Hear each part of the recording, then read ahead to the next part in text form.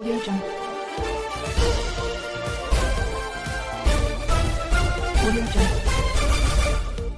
कोविड-19 last year यहाँ start हुआ था, मेरे ख्याल अक्टूबर नवंबर में चाइना से स्टार्ट हुआ था और इंडिया में इसका जो लास्ट ईयर 2020 मार्च में लॉकडाउन हुआ था, उस समय इमीडिएटली हमारी सरकार ने, सेंट्रल सरकार ने लॉकडाउन कर दिया था।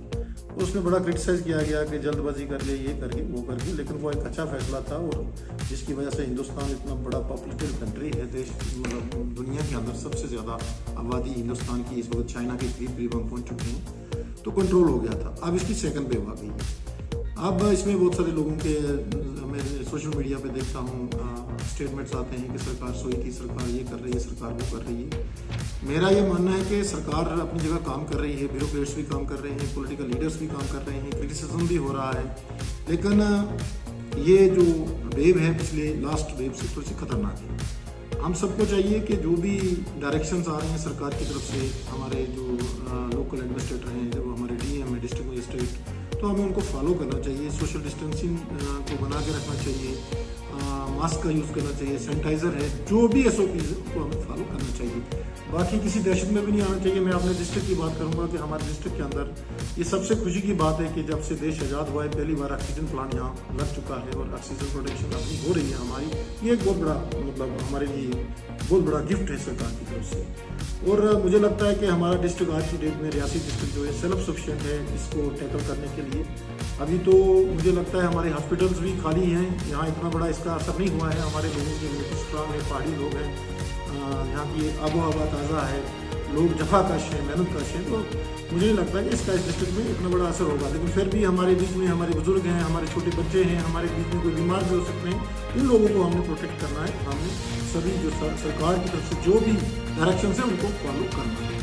मेरा तो सबसे पहले जितने भी मेरे मुसलमान भाई हैं उनको मेरी तरफ से ईद की बहुत बहुत शुभकामनाएं, बहुत बहुत मुबारकबाद है। और मैं सरकार से, खासकर डिस्ट्रिक्ट एडमिनिस्ट्रेशन से ये रिक्वेस्ट करूंगा कि इस लॉकडाउन के दौरान जो राशन की डिस्ट्रीब्यूशन है इसको प्रॉपर बनवाया जाए।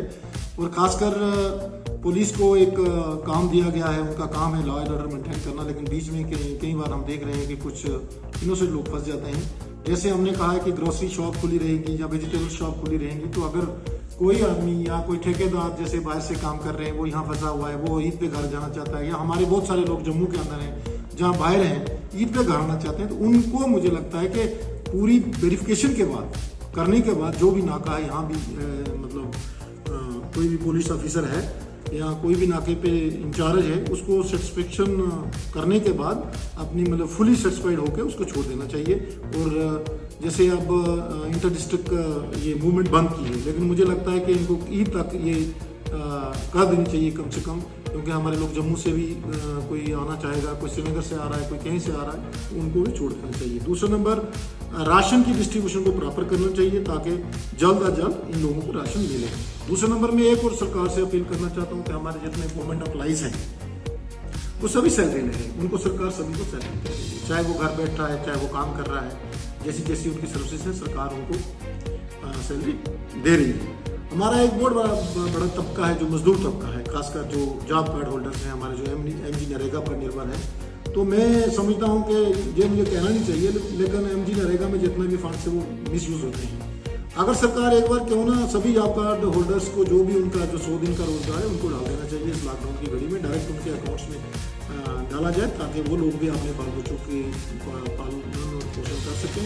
ये एक तरफ से हम इम्यूनिटी का बड़ा कह रहे हैं कि हमारी इम्यूनिटी स्ट्रांग होनी चाहिए, हमें ये खाना चाहिए, हमें वो खाना चाहिए, लेकिन कुछ कोई एक ऐसा तबका भी है हमारे बीच में कि जिसको 2 टाइम का खाना भी करना नहीं मैसर है। मेरी ये रिक्वेस्ट रहेगी कि इसमें जो गरीब जनता है इसका खास ख्याल रखा जाए। ऐसे तो हमारे प्रधानमंत्री साहब ने इनको 5 kg राशन का जो ऐलान किया है पर पर्सन, वो भी मिल रहा है, लेकिन इनको कुछ मॉनेटरी मतलब कैश में कुछ हेल्प की जाए।